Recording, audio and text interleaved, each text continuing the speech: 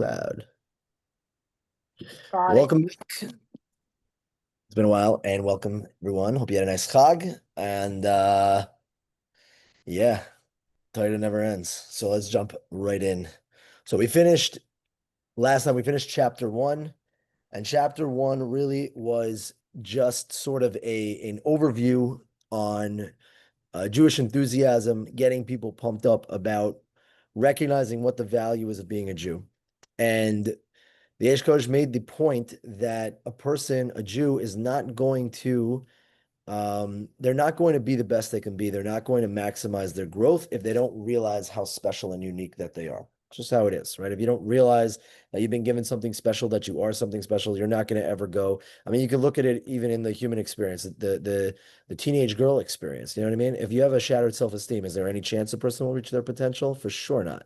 Right? You have to see your self-worth if you want to actually have, meaningful output into the world, have meaningful relationships, make an impact, do things of importance. It requires an investment in self. I refer to it as Jewish self-esteem. You have to have strong Jewish self-esteem, knowing your worth as a Jew, and then you'll be excited about the things that a Jew is supposed to do. You'll take pride in it. You're not going to fetch and complain about it. You're going to feel very, very excited about it. So that's chapter one, recognizing what the special uniqueness is. What is that? Specifically, that we have access to Hashem in ways that other people do not. We do. We have access to Hashem. If we want to tap in to what we've been given a chance to be able to connect with God on a madrega, on a level that is higher than all the other nations of the world.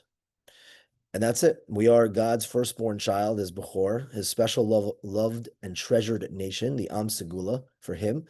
And we're a part of that, and that's very special. And he gave us the Torah. And the Torah is our heritage. It is literally our chelek. And we should be very thankful for it because that's the bridge to be able to connect with Hashem. And that's our right. That's our access. Now again, that would mean nothing to somebody who doesn't understand the value of those things, of God, of Torah, and how it's all baked into your inheritance, your Rusha.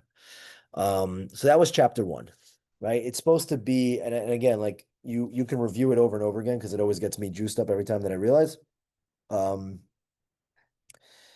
but he finishes off the last chapter, right? That talking about how the potential of what you can actually reach, and then we got to get out there and get started. So chapter two, students' first step towards change.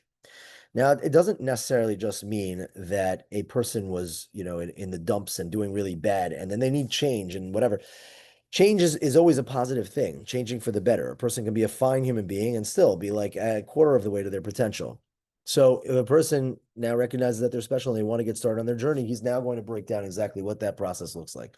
So let's dive right in. Rashis Histalglus Hatalmid, the student's first steps towards change. So he says like this, your concerns are our concerns. The load you carry, which may be seen at time too heavy to bear, we carry together with you. And this is the basic message that we want to communicate in this work. If you will only listen and you will only want, you will develop into a great personality. The well springs of your Torah will spread out, and your light will shine out towards the left and to the right in dimensions that neither you nor your forebears ever imagined possible, right? You are going to become a great person. You're going to make an impact in the world. If you think about it, right? How many Jews actually tap into their potential as a Jew? Right? There are Jews who tap into their skills and potential for things that are not as important, not nearly important at all, right? To put it into a trade or a hobby or something like that, when you can be able to change the world for the sake of Hashem. So, so this is I'm gonna use by way of example because you guys are all there on TGJ, so you have a sense of what this looks like over here. All right. Before I dive into it, person comes on TGJ and they're super inspired.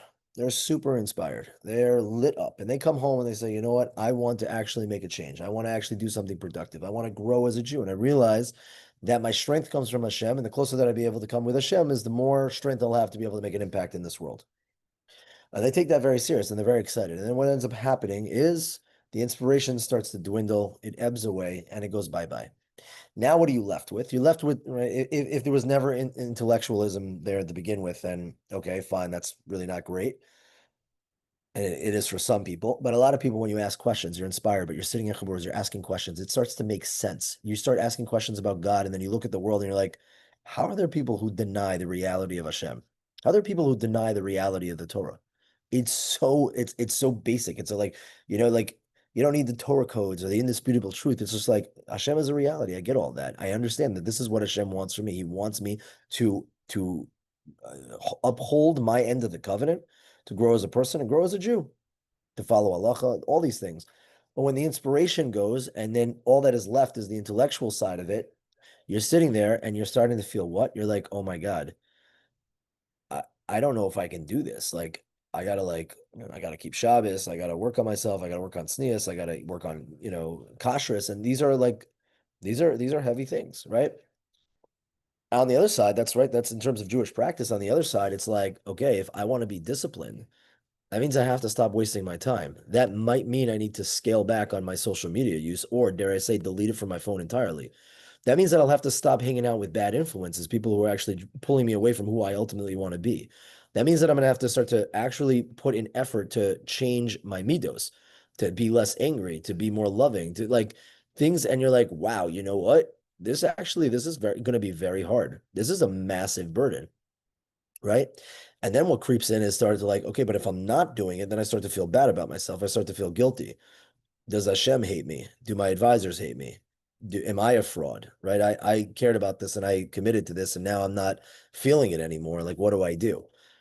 And what ends up happening is you start to get very overwhelmed and you're just like, there's those, there's some kids who are so like OCD fixated on like, halachas to the point where it's like not even healthy anymore. And some people who overthink and think about their character overwhelmingly to the point where it's not healthy anymore, where they're nitpicking every single thing. Was that a bad thought? Did I speak? Was that Lashon Hara? And ultimately what ends up happening is these people sometimes will crash and burn because the burden is so heavy and so intense that's on them because they had an encounter with the truth, with the reality, right? Had an experience where they learned a lot and they realized what the reality was, and they came home and said, oh my God, now I need to be all these things in the next couple of months. And then especially when the inspiration wears away, now what do? You're stuck. This is a very common experience. This is something that a lot of teens experience after the summer, and it's an internal struggle. Unfortunately, many of them just keep it inside. They don't share that experience with other people. They keep it inside because they feel guilty and ashamed for even having those feelings, which is the irony is like, it's like the Yetzer Hara is brilliant the way that he conducts these things. So they're suffering in silence, and eventually they implode. They stop responding to text messages and whatever, and then they just give the whole thing up. It's not healthy and it's not right. So here's his message in the second paragraph. Don't be depressed. Shkayach. That's all I needed to hear. I just cured it all. He says, don't be depressed, young Jewish man or woman. Don't let the responsibility that you carry overwhelm you. Depression is a terrible midah that wreaks havoc on both the mind and the heart, and even causes you to become careless. Now, I want to make a little mental health note over here. I think um, right? I'll save, right? I would say like this. It says depressed, but I think he's also alluding to anxiety. Depression is what comes upon a person. Again, not talking about the genetic depression and a genetic chemical imbalance, but a circumstantial depression. A person who they're not doing anything in their life, they're not accomplishing everything, they're stagnant. Your neshama is in a state of stagnation. You start to feel depressed because that's what depression is. It's being flatlined. I am if I disappear tomorrow, no one would care because I'm valueless. I'm not doing anything. I'm not growing. The neshama craves growth, and when it doesn't get it, it starts to feel depressed. Then there's anxiety, right? There's where a person is constantly worrying over every single little detail. It's driving them crazy. So this as well. Don't go crazy. Don't be depressed. Why? Because it's a terrible midah. It wreaks havoc on your mind and your heart, and even causes you to become careless. So I want to make that amendment. Don't be depressed, but also don't be anxious. Now, easier said than done, right? Was it, oh, thank you. Is that all I needed? You just saved me thousands of dollars in therapy. But really it is that simple. Don't be, right? Because he's going to give you a roadmap to that with a healthy perspective on what growth really looks like. You'll prevent yourself from falling into this trap. Just do this. Strengthen yourself, arise with alacrity in the morning, and contemplate the main points that we've said up till now. Think about the responsibilities. Okay, so first of all, strengthen yourself and rise with alacrity. Number one is don't be a bum, right? Don't like when a person is like struggling with something, they freeze up. Don't allow your life to get frozen up. I was just listening to actually a podcast today of someone who a vlogger. I'm not going to mention who it is, and whatever. He was totally secular, and then after October 7th, shifted his thing to trying to advocate for the Jewish people in the state of Israel, right? And he was talking about how like for a few months, for 3 months, it was just frozen, didn't put out any content. It was just when he was trying to make the decision of whether or not I should or shouldn't do it. And he feels bad about that time period because it's like wasted time. You were like deer in the headlights, a person can't freeze up and then fall into a lethargic, they're living and operating every day, but they're really asleep. No, a person has to get up out of bed every single morning, strengthen yourself, arise with alacrity, and then like this. Think about the responsibility you have and be concerned about it. Take it seriously, but don't let yourself become depressed. This is it's brilliant wisdom. And again, he lived, a long time ago, and he did not study in the depths of psychology that people do today, but he understood the human experience like this. He says like this: take it serious. When you look at something and you say, "This is serious," is your Judaism important? Is it serious? Absolutely. Is what Hashem wants from you in this world on an individual level and on a national level important? Absolutely. Right? Is it that if you don't take it serious, that's a travesty? Absolutely. All that can be true. And yet at the same time, person has to maintain a healthy balance and make sure that they're being normal. Normal in the sense is that if you let it overwhelm you to the point where now you become self-destructive and you're futzing up the actual thing that you're meant to do, how's that help anybody? I'll give you an example in terms of school, because we could all relate to that, the academics. Is stress a good or a bad thing?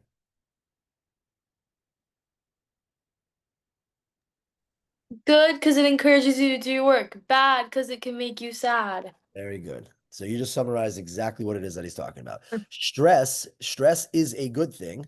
People who don't experience stress versus people who experience moderate stress, that actually motivates them and they perform better, right? In sports as well, when it comes down to it, it can help a person perform better. However, if it's too much, then it not only destroys them, it destroys what it is that they were trying to do, right? If I gave you a very simple task.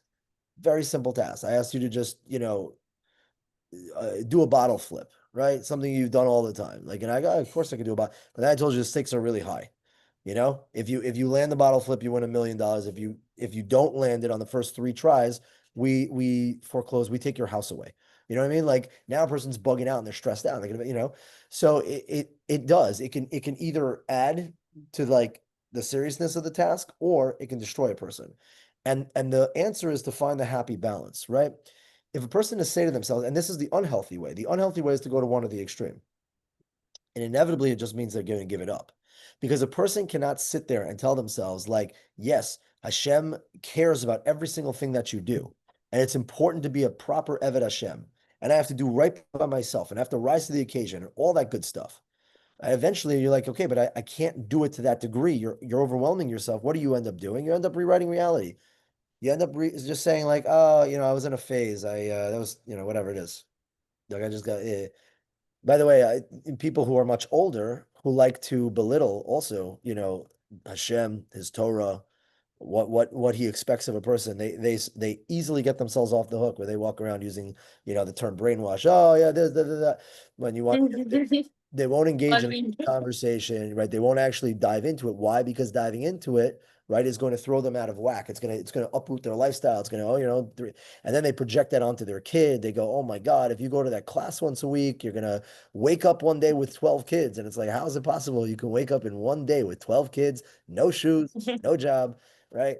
Um, so this is it can be extremely unhealthy and it's daunting. So what do people end up doing? They end up just saying like, oh no, the whole thing is what do you mean? Whether or not, like Hashem and his Torah and our lifestyle, it's all relevant, it's all reality, whether a person wants to engage in it or not. Do it in a healthy way.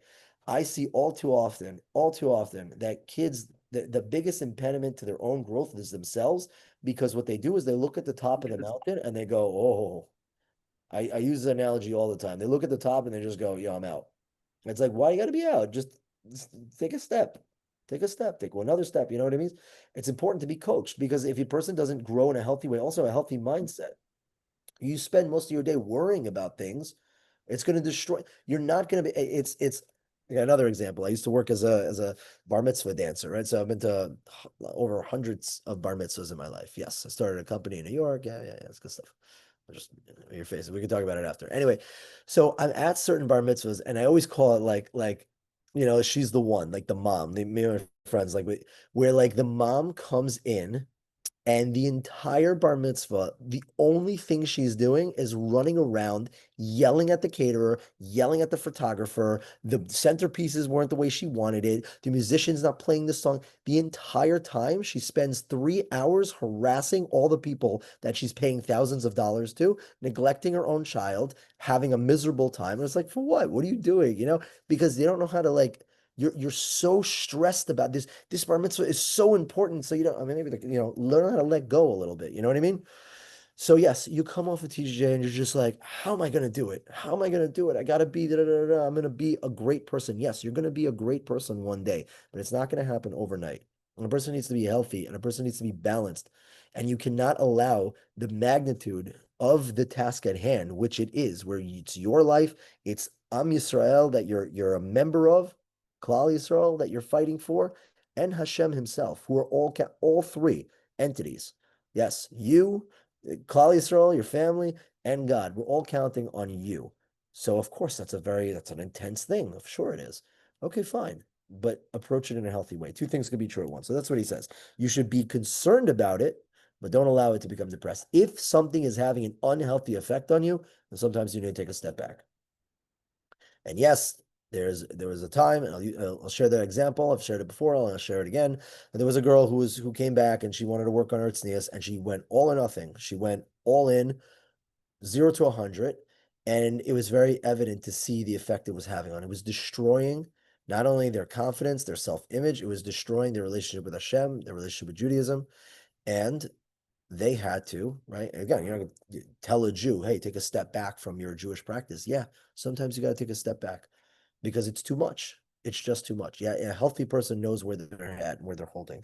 So in this mindset of saying, okay, my responsibilities as a Jew and as a person to myself and to God and to Klal Yisrael, I understand that that's very important. So I'm going to not forget that, but at the same time, I'm going to be self-aware enough to see the effect that it's having on me. And if it's having a really horrible effect, and you have people who are raising the red flags, they're like, you just don't look happy. Like you're off every single day. Why? Because I'm spending my whole day focusing on this thing that I know that is so important.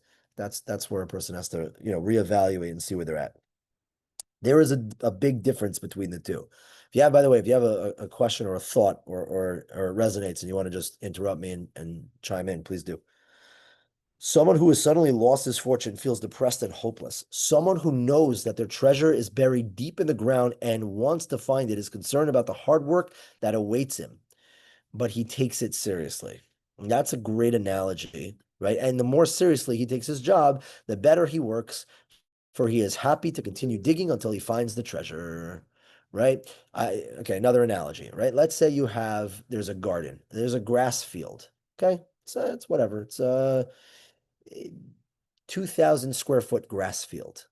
And I said buried 6 inches under the grass in a certain area is the winning lottery ticket.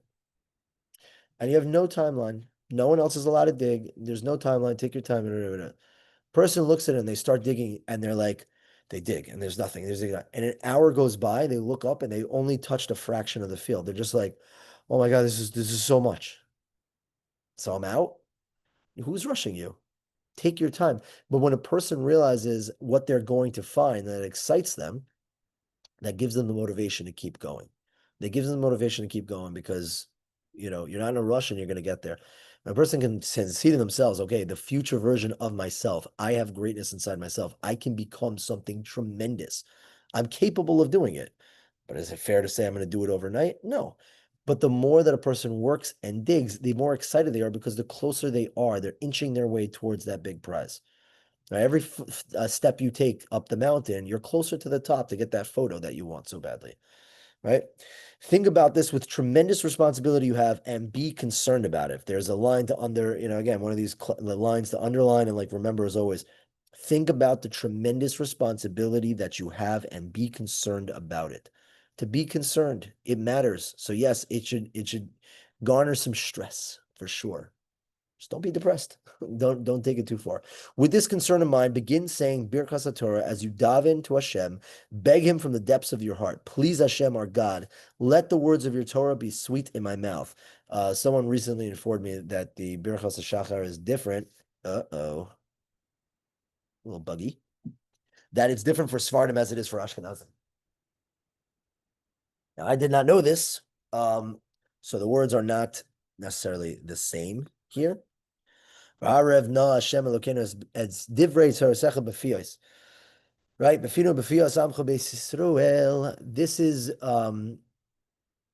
is the prayer that we say every morning, that the Torah that we learn, which again, learning the Torah is going to be the guideline to like the roadmap to us reaching our greatness, that you make it sweet and enjoyable in my mouth. Now, first of all, just want to point out something incredible that we don't think about often enough. You can ask Hashem for help to assist you in building a relationship with Him, which again, most people don't think about that. Like, imagine you went over to an advisor and you said like this, can you help me? I want to build a relationship with you and I need your help. Like, can you like show me how to get there? You know what I mean? Like, it's a little awkward, but with Hashem, 100%, Hashem will give you the strength. Like, you're learning Torah for Hashem's sake. Stop and say every single morning, have that kavanah, Hashem, don't let me fail. Please don't let me fail. Give me the strength to be able to be successful in this because I want to do this for all the right reasons. I want to connect with you. I want to be the best that I can be. Give me the strength to do it. So a person every single morning, they start off their morning by asking Hashem for assistance with that. Master of the world. I love this, by the way. Just oh, it's beautiful. Okay, so that I told you in the introduction, I think at the very beginning of the book, there are certain times where he goes on a theoretical tefillah, which I can't imagine is theoretical because like, but when he writes, he goes, for example, a person should pray like this, and then he just goes on to this beautiful prayer, and you're like, wow, I wish I could pray that way, you know, like it's voted this, like his own words. So I'm gonna read his words here, and again, it's a theoretical, but look at the poetry. Look at the like for me, if I want to like I look at it as if I say I want to know what real prayer looks like, you look at like the theoretical prayers that Piazetza writes up. Anyway, Hashem, your Torah is really so pleasant and sweet. Please help me and allow me to be able to feel how pleasurable and pleasurably sweet it really is. And let us and our children and our children's children all know your name and learn your Torah for its own sake. Master of the world, please have mercy on me. Allow the privilege of elevating myself and that which a Jewish child is worthy, to learn your Torah for its sake and to know your name. This is the greatest level and the greatest happiness one can attain, whether it is in this world or in the world to come. That's what we have to do in the morning when a person is in Birchas HaShachar, asking Hashem, please, Hashem, assist me. Give me the strength to be able to connect with you, to connect with your Torah learning, that it should be sweet and pleasurable, you know, in the words that I say and the things that I do. He's giving you the guidelines here on how to get yourself ready in the morning. Now that you've done that, you must trust in Hashem that He heard your prayers and will fulfill your heart's aspiration, and that He will continue to intensify your desire to learn Torah and increase your passionate longing for both the pleasantness of divine purity and the sanctity of your Father in heaven. Now, what a interesting and dare I say, what a weird thing to say. You start off and you ask Hashem for help. And then he says, and after that, a person has to trust that Hashem has heard your prayers and then He will fulfill it. Now, the first time I learned that, I'm like, it just seems strange. Like, why, like, tell me, you know, something I don't know. Like, how obviously, I mean, that is what prayer is. But I think what he's highlighting, very similar to like what the Ramchal talks about, like, I'm not going to share something you don't know already, but something that is so common that you might have forgotten. When a person davens and asks Hashem, right, you have to take a moment and really, really, really, really believe in the process. You have to believe that Hashem is listening because it changes the way that a person approaches their tefillah. A person wants to do a sport of this thing, go out, or they're driving in the car, or they're laying in bed at night before they go to sleep, and they want to talk to Hashem. It could be a very nice experience. But a person to remind themselves and ask themselves that question, like, am I just talking to myself? You know, is this like really doing anything? Like when I say a parak of Tehillim, right? We find out that there was an injury in Israel, right? They were run over by some Arab terrorist, right? And our brothers are okay, great. So we sit down, we say Achenu, we say Shila Malos. stop yourself, like, am I doing anything? Is this actually accomplishing anything? Then when a person stops and internalizes the power of that, right? As in, you have to believe in yourself. You're going to daven every morning. You're going to say that. You say Hashem. You're going to say the words. You're going to say the words that Hashem should give us, success in our Torah learning, and that it should be sweet. Okay, stop for a moment. Does that work? Is that real? And it'll also change the way that you daven. So a person has to internalize that, yeah, Hashem actually does want you to be successful. He actually does want you to be successful.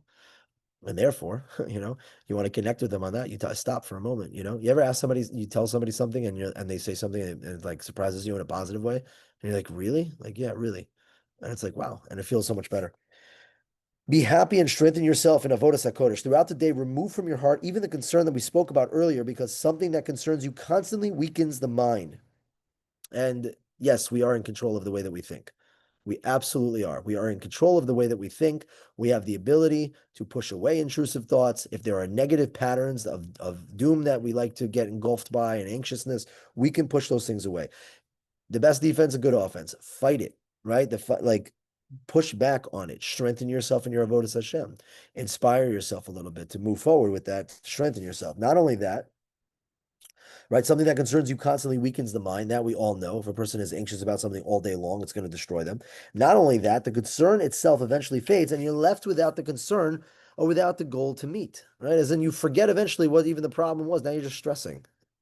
I make the joke because I talk to some people like this, and I make the joke, but like it's kind of sad also, where they're like, "Oh, how you doing?" "Oh, I'm so stressed." I'm like, about something specific, or like, no, there was nothing wrong in your life, so you just found something or you made up something to get stressed about, right? Because some girls, for some reason, need to be in a constant state of stress. There always needs to be something wrong, Like I have this exchange. I sit down with someone and I'm like, "How's it going?" They go, "Oh God, I don't even know."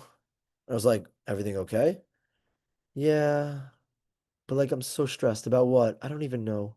It's like, whoa, why do you want to live life that way? That's like the most unenjoyable way. But the scary part is you condition yourself to be that way. That's just how you're going to be your whole life. Talk about like worried Jewish mom who's like worrying. Like there are some moms who like it's like, relax.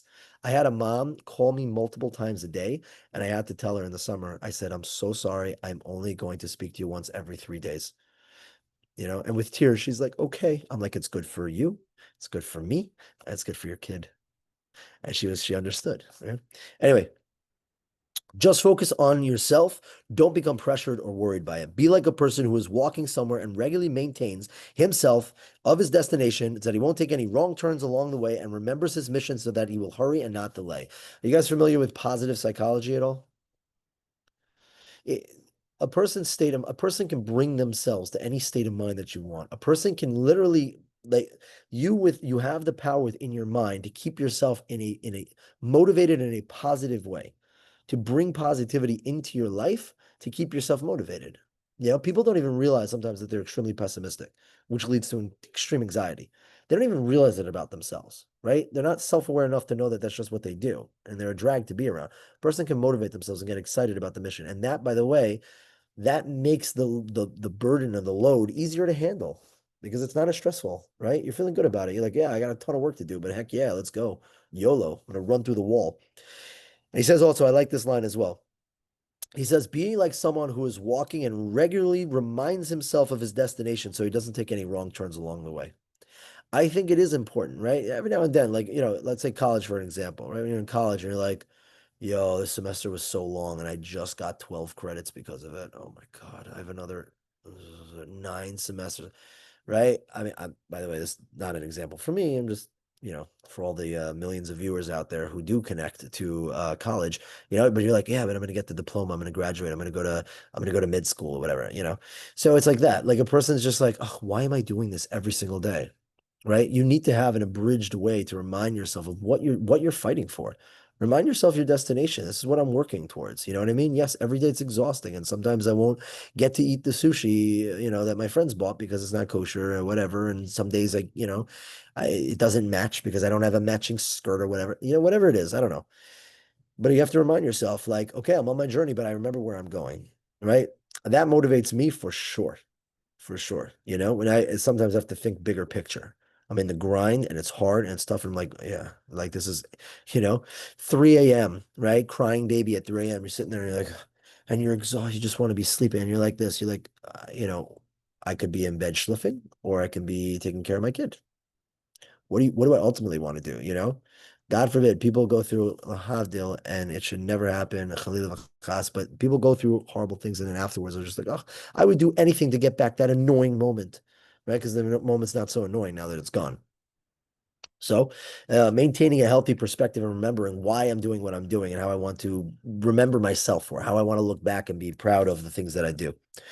Learn Torah and Well, daven. also, Yeah, I have like this quote in my Sidor, and it's like that like I read from a book, and it's like by observing something that doesn't like inspire me or like whatever, like that's like how I forgot what the exact thing is, but like that's how you like build a relationship. So like even when things like you said, like it's repetitive, it's boring, like there's also like kind of like a beauty in that because like I'm doing something maybe out of routine and I don't necessarily want to do it, but I'm doing it anyways for like the greater purpose of having like a relationship or whatever. Like sure. the routine itself isn't also just like yeah. For sure, for sure. There's some house chores I don't like to do, but I'm running a home in conjunction with my wife. Me and my wife are partners running a home and raising a family. And there's a whole lot of things I really do not enjoy doing that are like exclusively my job because I'm the man, and whatever.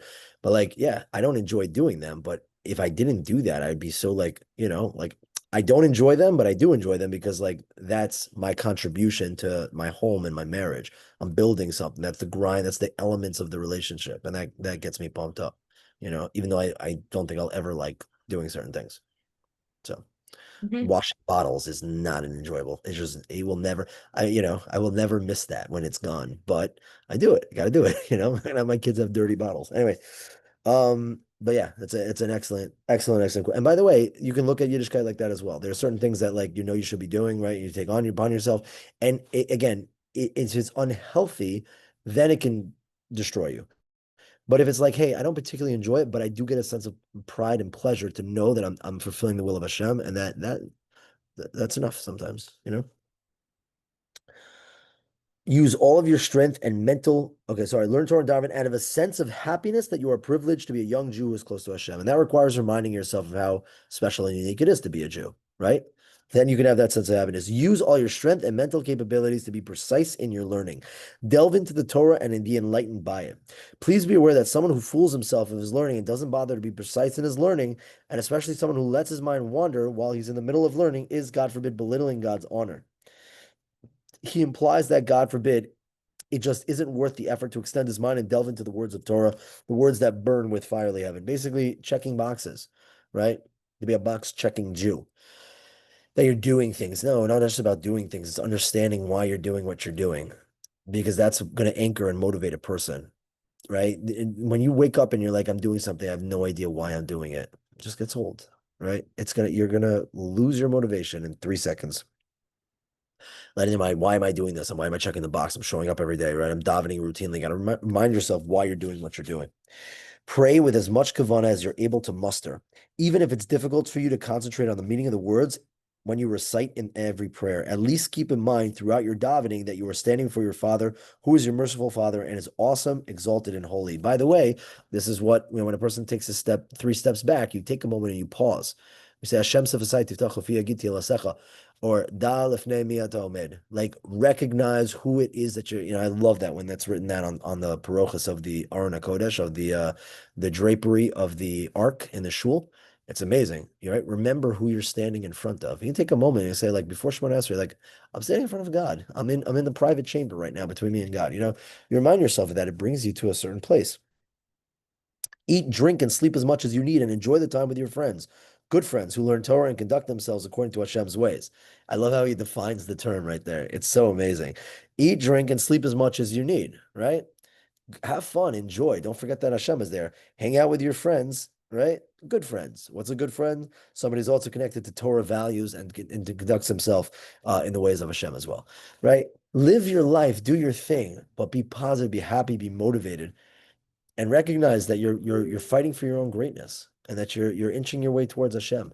right? It should not be a burden. Judaism is supposed to be an enlightening and beautiful experience. It should not be tasks. It shouldn't be burdensome. It shouldn't be like, oh, doesn't mean it's not hard. Of course, it's going to be hard, but there should be an excitement to it, where you get really juiced up about it. If you've heard and internalized our words up until now, until this point, you want to continue to hear about the rest of the way that Hashem the rest of the way that will elevate you towards Hashem and the means by which you will connect yourself and your Torah learning and service to Him, then we can hope that with God's help, you will eventually reach a position where Hashem will say to you, "You are a precious son to me, a delightful child. For when I speak of you, I continually remember you even more. I will surely have mercy upon you." Ha ben yarkili. Nobody sing because Yarkili Ephraim. It's a beautiful place in Yirmiyahu. It's a beautiful thing talking about like when Hashem is reminded and talks about, right. We're referred to Klal Yisrael here is referred to Ephraim, a couple of places in the Torah.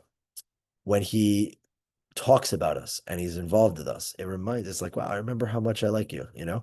So we want to invoke that as much as possible, right? When a person is working and they're growing and they're connected with Hashem in their life and in their journey, you're helping Hashem remember you, and then He can sing that song with you as well.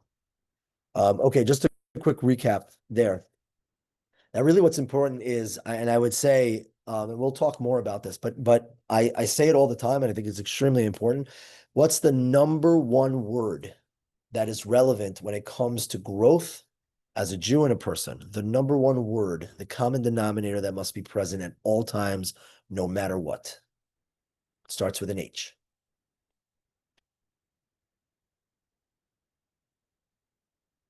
Really? Mashiach? Happy. Happy? No, it's not happy. I don't know. What? Can you repeat the question? There is a word that is the underlying, has to be relevant in every single thing you do when it comes to being the best Jew you can be and being the best person you can be. And it starts with an H. It is not happy. Really knocking them out. Yeah, right? Humble, humility. I don't know. Hashkaha, hats. Hats. You say hats. Hats. I don't know. No, Haley Hardoon. very good. Every bit of growth has to be with Haley. The answer is healthy. Healthy. We are human beings and we need to be healthy in our growth as Jews and as people. It always has to be healthy. And that's why a person, everything is in moderation. Some people look at other people, oh, you're so extreme. It's like, extreme according to who? Where's your balance? Where's your happy balance? You're like, yeah, that guy sits and he learns 7 hours of Torah a day. And he's sitting there thinking to myself, really let myself off the hook. I could for sure learn 9. And you're like, yo, I can't learn 2. That's not your spectrum. Like get off his spectrum. But that's a person has to be balanced. Now, everyone has a different balance of where it is, but you have to be healthy. If the stress and the burden of the task at hand is overwhelming to the point where it's destroying you, you got to stop and take a step back. Oh, but it's the right thing. I can't. No, that's not what Hashem wants from you. Hashem wants you to be a healthy person.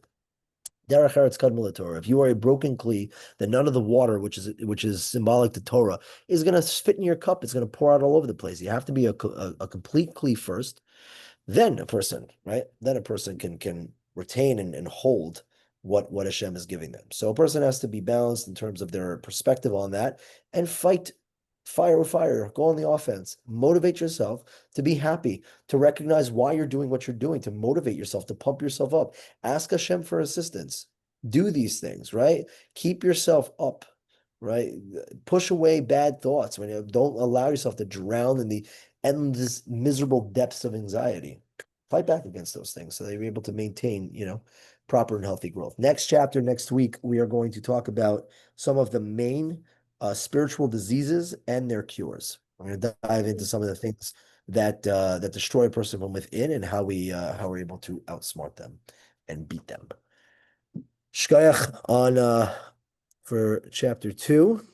Any questions, comments, concerns, jokes? She's thinking. Haley Hardoon was mine of the night, so. Wow, that was fun. When were you a bar mitzvah dancer?